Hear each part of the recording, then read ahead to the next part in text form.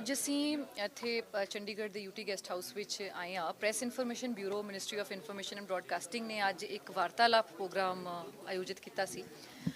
ਇੱਥੇ ਸਾਰੇ ਮੀਡੀਆ ਦੇ ਸੱਜਣ ਅੱਜ ਸ਼ਰੀਕ ਹੁਣ ਆਏ ਹੈ ਤੇ ਇਹਦੇ ਜਿਹੜੇ ਨਿਊ ਕ੍ਰਿਮੀਨਲ ਲਾਜ਼ ਪੂਰੇ ਦੇਸ਼ 'ਚ ਲਾਗੂ ਹੋਣ ਜਾ ਰਹੇ ਨੇ ਜਲਦੀ, ਉਹਨਾਂ ਬਾਰੇ ਅਸੀਂ ਡਿਟੇਲ ਵਿੱਚ ਸਾਰੇ ਮੀਡੀਆ ਦੇ ਸੱਜਣਾਂ ਨਾਲ ਚਰਚਾ ਕੀਤੀ। ਇਹ ਪਰਪਸ ਇਹ ਵਾਰਤਾਲਾਪ ਦਾ ਇਹੀ ਸੀ ਕਿ ਸਾਡੀ ਜਨਰਲ ਪਬਲਿਕ ਨੂੰ, ਬੱਚਿਆਂ ਨੂੰ, ਔਰਤਾਂ ਨੂੰ ਇਹਦੇ ਨਵੇਂ ਕਾਨੂੰਨਾਂ 'ਚ ਉਹਨਾਂ ਨੂੰ ਨਵੇਂ ਮਿਲੇ ਹੱਕਾਂ ਬਾਰੇ ਪਤਾ ਲੱਗੇ ਤੇ ਸਾਡੇ ਮੀਡੀਆ ਵੱਲੋਂ ਇਹ ਸਾਰੀ ਜਿਹੜੀ ਅਵੇਅਰਨੈਸ ਪ੍ਰੋਗਰਾਮ ਫੈਲਾਇਆ ਜਾਵੇ ਕਿ ਨਵੇਂ ਕਾਨੂੰਨ ਉਹਨਾਂ ਲਈ ਕਿਵੇਂ, ਉਹਨਾਂ ਲਈ ਮਦਦ ਕਰਨਗੇ, ਕਿਵੇਂ ਕਾਨੂੰਨ ਤੇ ਸਰਕਾਰ ਉਹਨਾਂ ਨਾਲ ਲਾ ਕੇ ਖੜੀ ਹੋਏਗੀ ਤੇ ਉਹਨਾਂ ਦੀ ਮਦਦ ਕਰੇਗੀ। ਚੰਡੀਗੜ੍ਹ ਵਿੱਚ ਇਹ ਕਾਨੂੰਨ ਲਾਗੂ ਹੋਣ ਬਾਰੇ ਅਸੀਂ ਪੂਰਨ ਤੌਰ ਤੇ ਤਿਆਰੀਆਂ ਕਰ ਚੁੱਕੇ ਹਾਂ।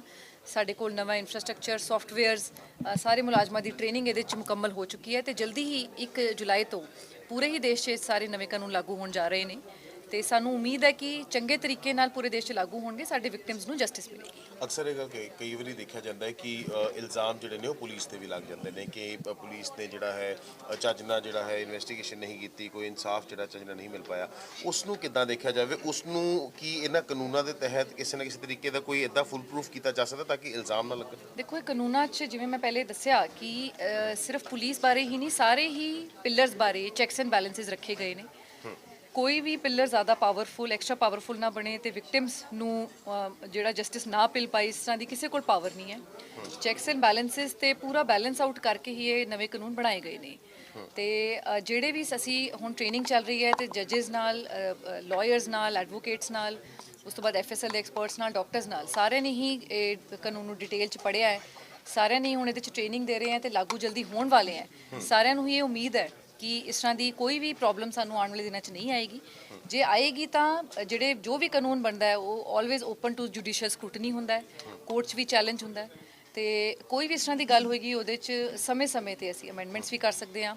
ਬਟ ਮੈਨੂੰ ਲੱਗਦਾ ਵੀ ਆਉਣ ਵਾਲੇ ਸਮੇਂ 'ਚ ਇਹਦੀ ਕੋਈ ਲੋੜ ਨਹੀਂ ਪਏਗੀ। ਅਜੋਕੇ ਸਮੇਂ 'ਚ ਦੇਖਦੇ ਹਾਂ ਤਕਨੀਕਾਂ ਦਾ ਕਾਫੀ ਇਸਤੇਮਾਲ ਕੀਤਾ। पुलिस ज़्यादा पावरफुल होती है, कई बार मिसयूज हो जाता है पावर का और वो बाद में साबित भी हो जाता है, लेकिन ऐसे में विक्टिम तो सफ़र हो जाते हैं लोग। तो ऐसे देखिए, अगर ये नए कानून से रिलेटेड नहीं है क्वेश्चन, बट अगर कोई ऐसा केस आता है जहाँ पे इन्वेस्टिगेशन में कोई लैप्स हो, किसी को गलत फंसाया गया हो या प्लान्ड तरीके से ऐसा किया गया हो, तो उन सारे केसेस में ऑफिशियल्स पे भी कार्रवाई होती है और जुडिशियल ऑर्डर्स भी ऐसे बहुत से आए हैं जिसमें अपने मुलाजमों पे भी कार्रवाई हुई है।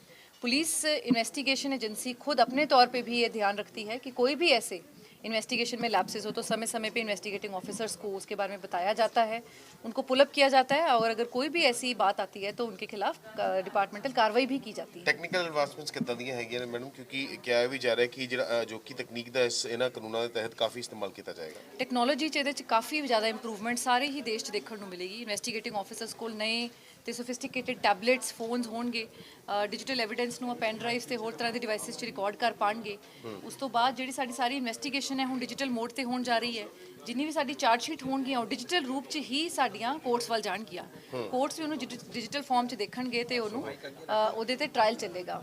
ਇੱਕ ਹੋਰ ਪ੍ਰੋਵੀਜ਼ਨ ਕਿ ਜਦੋਂ ਵੀ ਚਾਰਜ ਸ਼ੀਟ ਕੋਰਟ 'ਚ ਦਿੱਤੀ ਜਾਂਦੀ ਹੈ, ਵਿਕਟਿਮ ਨੂੰ ਵੀ ਉਹਦੀ ਇੱਕ ਡਿਜੀਟਲ ਕਾਪੀ ਜਾਏਗੀ, ਉਹ ਵੀ ਲਾਗੂ ਹੋਣ ਜਾ ਰਹੀ ਹੈ। ਤੇ ਇਸ ਤਰ੍ਹਾਂ ਦੀ ਬਹੁਤ ਸਾਰੀਆਂ ਪ੍ਰੋਵੀਜ਼ਨ 'ਚ ਸਾਡੇ ਕੋਲ ਡਿਜੀਟਲ ਇਨਫਰਾਸਟ੍ਰਕਚਰ ਦੀ ਅਸੀਂ ਇੰਪਰੂਵਮੈਂਟ ਕਰ ਰਹੇ ਹਾਂ। ਜਿਹੜੇ ਮਾਮਲੇ ਪੁਰਾਣੇ ਦਰਜ ਹੋਏ ਪਏ ਨੇ ਕਿ ਉਹਨਾਂ ਮਾਮਲਿਆਂ ਦੀ ਇਨਵੈਸਟੀਗੇਸ਼ਨ ਜਾਂ ਫਿਰ ਸੁਣਵਾਈ ਜਿਹੜੀ ਹੈਗੀ ਹੈ ਉਹ ਉਸੇ ਹਿਸਾਬ ਨਾਲ ਚੱਲੇਗੀ ਕਿ ਉਹ ਵੀ ਨਵੇਂ ਕਾਨੂੰਨਾਂ ਦੇ ਤਹਿਤ ਉਹਦੀਆਂ ਧਾਰਾਵਾਂ ਬਦਲਣਗੀਆਂ? ਕਿਉਂਕਿ ਸੁਣਨ 'ਚ ਵੀ ਆ ਰਿਹਾ ਕਿ ਨਵੇਂ ਕਾਨੂੰਨ ਜਿਹੜੇ ਨੇ ਉਹਨਾਂ 'ਚ ਧਾਰਾਵਾਂ ਦਾ ਵੀ ਕਾਫੀ ਫੇਰ ਬਦਲ ਹੈਗਾ ਜੀ। ਨਵੇਂ ਕਾਨੂੰਨ ਕਿਉਂਕਿ ਧਾਰਾਵਾਂ ਦਾ ਕਾਫੀ ਫੇਰ ਬਦਲ ਹੈ, ਨਵੇਂ ਤਰ੍ਹਾਂ ਦੀ ਹੋਰ ਕ੍ਰਾਈਮ ਵੀ ਐਡ ਹੋਏ ਜਿਹੜੇ ਪਹਿਲੇ ਨਹੀਂ ਸੀ, ਬਟ ਪੁਰਾਣੇ ਮੁਕੱਦਮੇ ਜਿਹੜੇ ਦਰਜ ਹੋਏ ਸੀ ਉਹ ਪੁਰਾਣੇ ਕਾਨੂੰਨ ਦੇ ਹਿਸਾਬ ਨਾਲ ਹੀ ਉਹਨਾਂ ਦਾ ਟ੍ਰਾਇਲ ਚੱਲੇਗਾ। मैम एक आईटी स्पेशल रिक्रूटमेंट भी हो रही है कांस्टेबल ਦੀ ਇਹਨੂੰ ਲੈ ਕੇ ਹੋ ਰਹੀ ਹੈ ਰਿਗਾਰਡਿੰਗ ਕਦ ਤੱਕ ਹੋਏਗੀ? ਚੰਡੀਗੜ੍ਹ ਪੁਲਿਸ 'ਚ ਜੀ IT constable the special recruitment ਸਾਡੀ ਜਨਵਰੀ ਦੇ ਮਹੀਨੇ ਤੋਂ ਹੀ ਚੱਲ ਰਹੀ ਹੈ।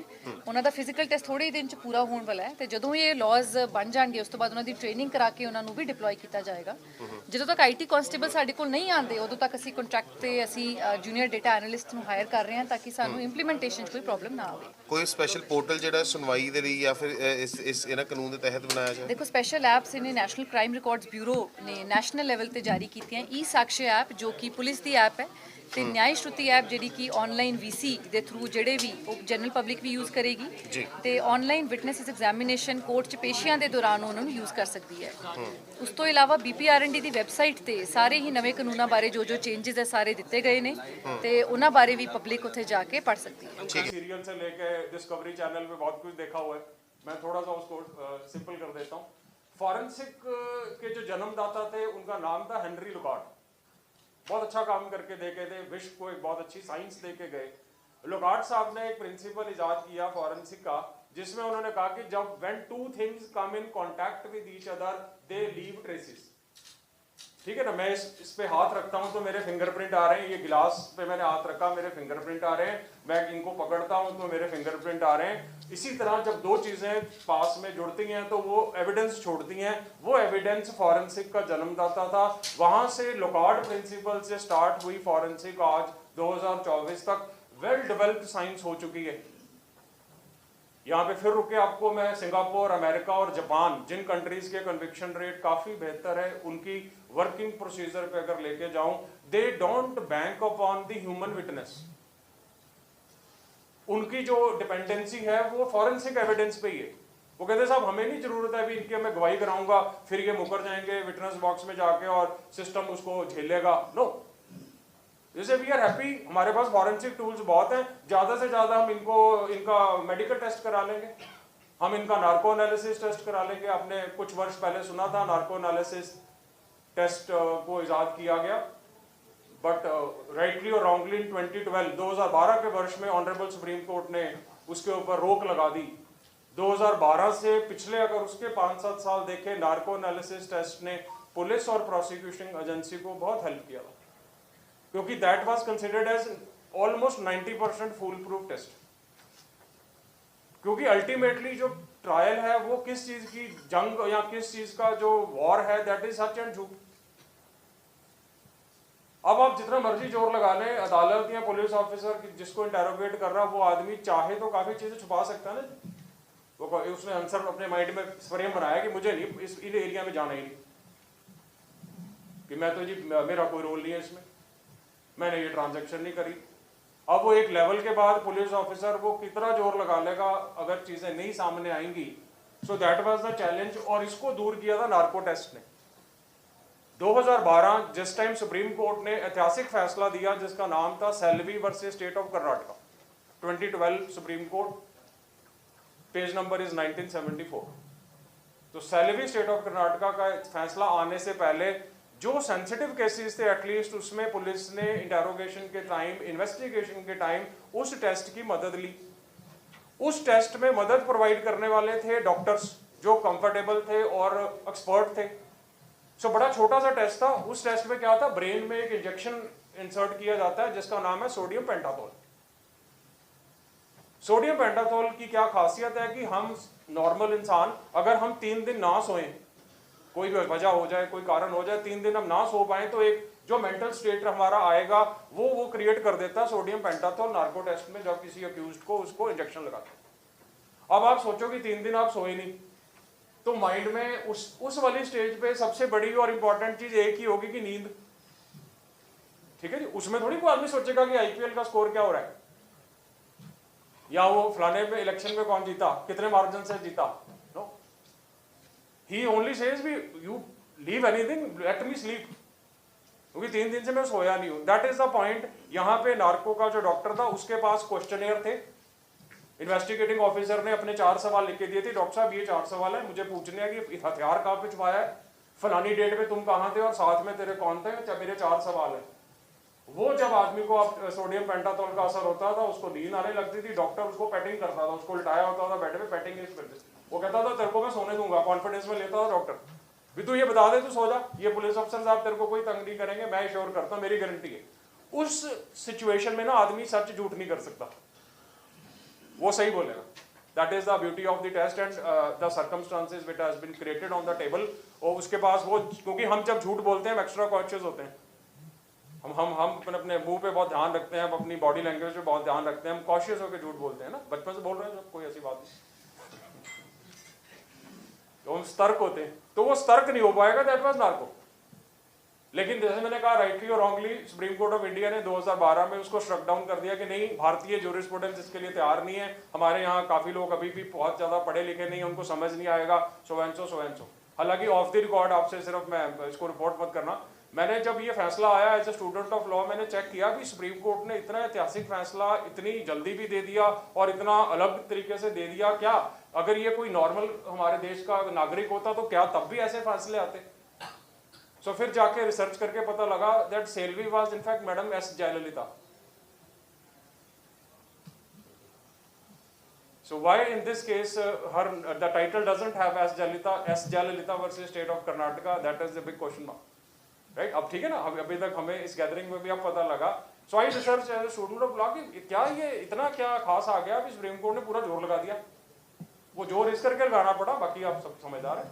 तो वो नाम उन्होंने फर्स्ट वाला ही चूज किया उस जजमेंट में, और जजमेंट आ गई। उस जजमेंट ने सबसे ज्यादा नुकसान पुलिस का कर दिया कि नार्को के बेसिस पे आज आप देखो चंडीगढ़ पुलिस का अगर हम डाटा लें, बाकी दूर की छोड़ देते, शायद कितने सेंसिटिव मर्डर केसेस ऐसे होंगे जो नहीं इन्वेस्टिगेट हुए, जिनका नतीजा नहीं निकला। आपके पास होगी जानकारी, right? So why? So that contributed one of the important factors कि उनके में से भी हो सकता है 60% केसेस में हम कुछ कर पाते। That was the idea. So अब ये धीरे धीरे सारा फॉरेंसिक को हम इंक्लूड कर लेंगे। इसके लिए रेलेवेंट जो अमेंडमेंट भारतीय साक्ष्य अधिनियम में करना था उसको भी कर दिया। सो अभी तक की जो हमने डिस्कशन किया उसमें हमारे पास ऑब्जेक्टिव सामने आया भी, क्रिमिनल को हम मैसेज देना चाहते हैं कि अगर भारत में अब जुर्म होगा तो उसका आप you will face trial and it will be insured कि इतनी आसानी नहीं है। दूसरा, साइंटिफिक फॉरेंसिक इलेक्ट्रॉनिक एविडेंस को हम इंक्लूड करेंगे, पूरी तरह हमने कर दिया इन तीनों लॉज के अंदर, ताकि वो एविडेंस, और सबसे बड़ा ब्यूटी है साइंटिफिक और फॉरेंसिक एविडेंस का कि वो झूठ नहीं बोलता, उसकी मैनिपुलेशन मुश्किल है। आज कोई भी डाटा है हमारे पास, नॉर्मली डिजिटल डाटा दे से इट हैज ए वैलिडिटी और लाइफ ऑफ 75 ईयर्स, 75 साल तक डाटा की इंपॉर्टेंट लाइफ है जो आपने सिक्योर किया। आपकी जानकारी के लिए 2023 में भारतीय पार्लियामेंट ने एक और इंपॉर्टेंट लॉ पास किया था, शायद आपके नॉलेज में आया कि नहीं, that is code of criminal procedure identification of prisoners act. किसी ने सुना था इसके बारे में? मैं सुनाता हूँ। कोड ऑफ क्रिमिनल, ये पास हो चुका अगस्त 2023 में। What is that? उस एक्ट के चलते आज अगस्त 23 के बाद हम तो एक साल आगे क्रॉस कर पहुंचने वाले हैं। What is the effect of that? कोई भी आदमी जब अरेस्ट किया जाएगा पुलिस में ऑल ओवर इंडिया, उसका डाटा लेंगे, उसके 12 मापदंड रखे उन्होंने, आई प्यूपल का टेस्ट मशीन, फिंगरप्रिंट, पैरों के निशान, फेशियल उसकी फोटोग्राफ्स, 12 मापदंड रखे, और उन्होंने कहा कि code of criminal procedure identification act के जरिए हम डाटाबेस में उसको डाल दें। अब देखो ये शुरू हो चुका है, इसको पॉपुलराइज नहीं हुआ, I don't know why it is not, masses को नहीं पता लगा, व्हाटएवर, पुलिस ने started doing it. So what is the effect? अब ऑल ओवर इंडिया वो डाटाबेस बीपीआरडी और एनसीआरबी उसको मेंटेन कर रही है। वो स्टैटिस्टिक्स 12 स्टैटिस्टिक्स उस आदमी के डाटा में इनपुट हो गए हैं। अब वो आदमी कहीं पर भी जुर्म करेगा पूरे ऑल ओवर इंडिया, पकड़ना आसान हो गया ना, डिजिटल 1 सेकंड में निकाल के दे देगा कि इसकी लोकेशन यहाँ पे आ रही है, यहाँ से इसको पकड़ो। और मुझे अच्छी तरह याद है अगस्त में जब ये एक्ट लागू हुआ, सितंबर या अक्टूबर में बॉम्बे में एक एल्डरली कपल का मर्डर हुआ। उनके मेड सर्वेंट्स ने इंस्ट्रूमेंटल थे, और जैसे आजकल नॉर्मल घरों में कि बच्चे बाहर की कंट्रीज में बुजुर्ग रह रहे थे, both were murdered, and police with the help of this data of the code of criminal procedure identification act, उस डाटा के जरिए उन्होंने ऑलमोस्ट 14 आवर्स में अक्यूज पकड़ लिए थे बॉम्बे पुलिस ने। That is on record. Double murder case, couple has been murder, double murder case में 14 घंटे के अंदर वो करने में शामिल हो गए। वो डाटा कहीं से उन्होंने मैच करा लिया, उससे उसकी लोकेशन ट्रेस आउट की। बाकी बॉम्बे पुलिस को अपना काम आता है, उन्होंने करके 14 घंटे में उसको इन्वेस्टिगेट कर लिया। This is the power of the technology now.